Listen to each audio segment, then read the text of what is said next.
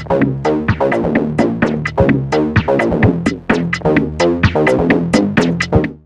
everyone, Rizwan Jagani here, and I hope you enjoy this video because it is my last video in Pittsburgh for some time, just because I'm going home back to Dallas for the summer and I'm going to be traveling and doing all these other things. But I want to do a video about my first year in grad school, which has been such an amazing journey. I've learned so much, experienced new things, met amazing people, had plenty of highs and lows that are given with any sort of experience like this.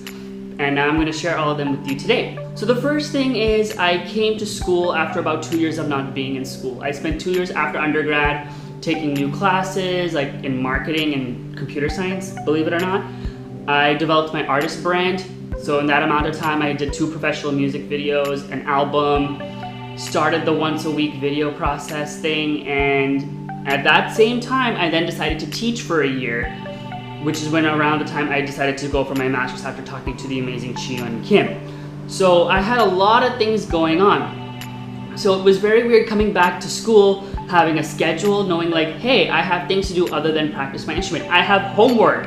I have, to see people every day, being on campus, activities, trying to make sure, you don't miss any deadlines.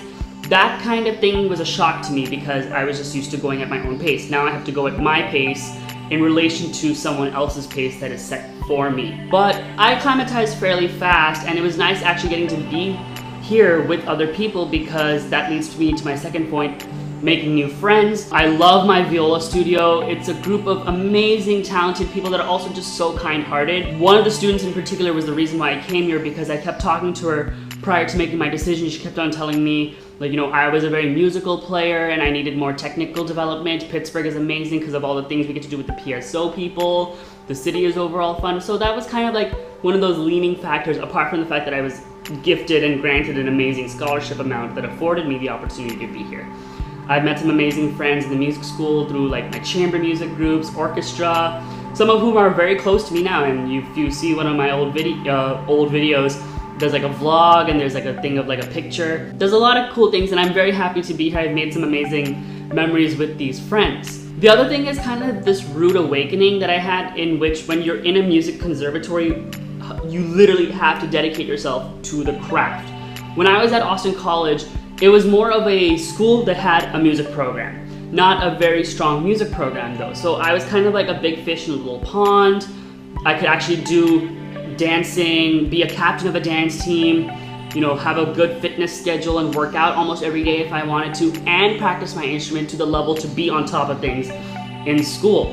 Here, I have about 4 different things I have to practice for, which is chamber music, my lessons, rep class, and orchestra, in addition to the homework assignments and all the other things. So when I decided I wanted to join CMU Rasta, which is the dance team here, it's a nationally recognized team and they practice about 10 hours a week.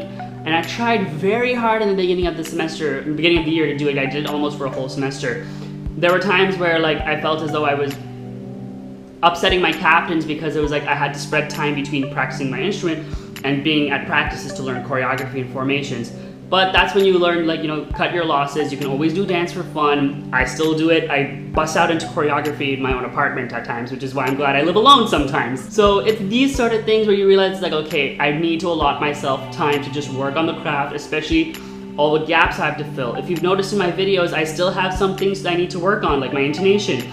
But I've gotten better at these things than I know I have, which is very, very satisfying. But that being said, you still make time to do things. I still make it a chance to go to the gym and make it a point to rest when I need to. I listen to my body all the time so I don't get sick. That's very important, especially with how fast-paced everything is in music school. Studying with Professor Harding was riveting because it was a very different teaching style from what I was used to, and because of the fact that he really wanted to deconstruct what I was doing at the time, to reconstruct me to the technique that he felt would work best for me.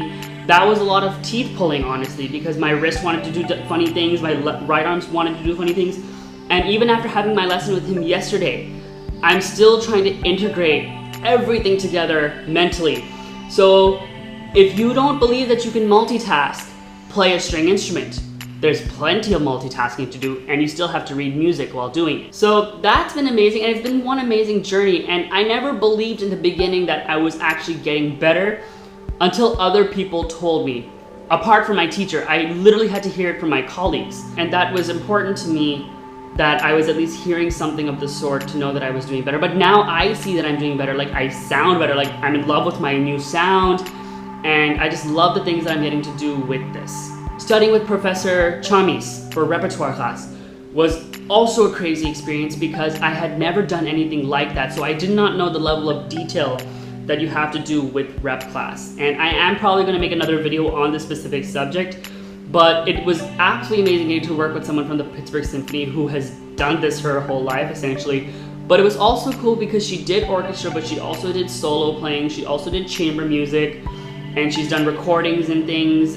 She's in a quartet that is based here in Pittsburgh, so it's really cool getting to see someone that gets to do all these things and does it so beautifully and so well. And it's an inspiration, like when you are surrounded by these amazing people like Mr. Harding, Tatiana, Andres Cardenas, who conducts our orchestra, all these other things. It's absolutely incredible to like be in the company of these people and getting to work with them.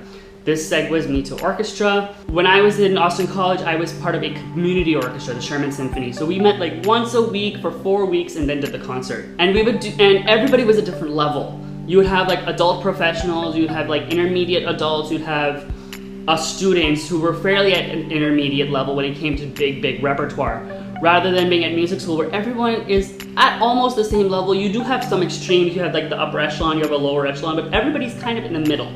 So it's a good learning experience and it's a good sort of environment. There are some things here and there that kind of feel a little bit strange, but it's really cool when you get to like pull off a piece like Don Quixote or Mahler Symphony 1, Rachmaninoff Symphony 2, and be like, oh my gosh, I got to play these things.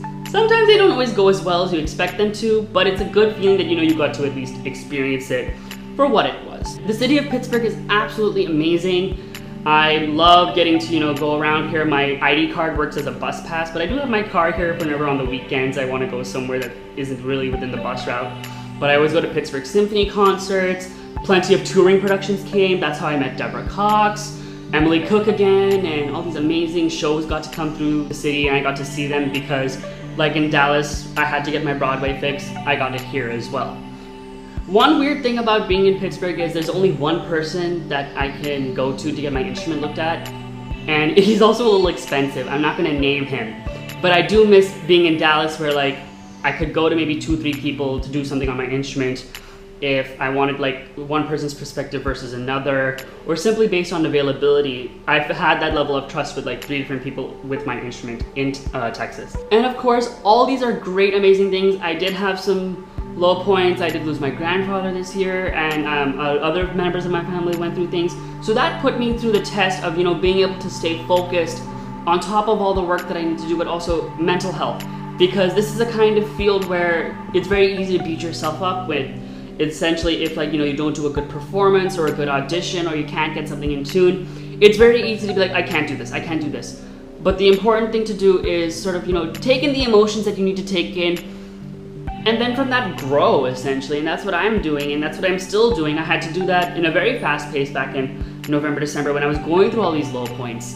And it's taught me to be a stronger person, that, you know, you can empathize with what you want to empathize with, but still get the work done. And the biggest thing for me is this story that my mom has always told me, that, you know, failure is a stepping stone to success, which is not necessarily failure. Everything is a learning experience here.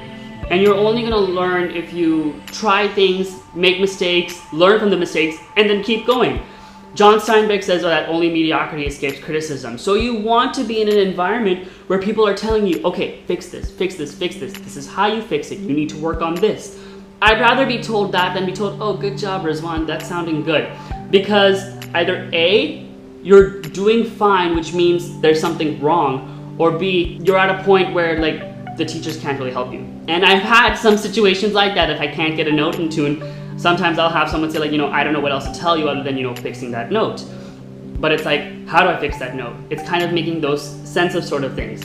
And I've had days where I've beat myself up for it, and like, you know, I just don't want to touch my viola for the rest of the day. But then afterwards I'm like, okay, I'm here for a reason. Let me approach this differently and try it again. This is when I'm actually happy that I have a pre-med and pre-engineering sort of science background, because I take everything that I'm told and put it into an analytical sense, and then I understand it that way. Especially when it comes to like the right arm and the left arm, I start thinking of physics. which is why I think every music student should take a physics class.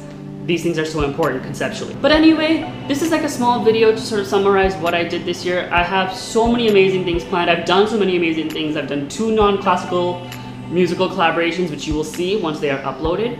I'm gonna put the links somewhere here, but you'll definitely see them if you subscribe to this channel.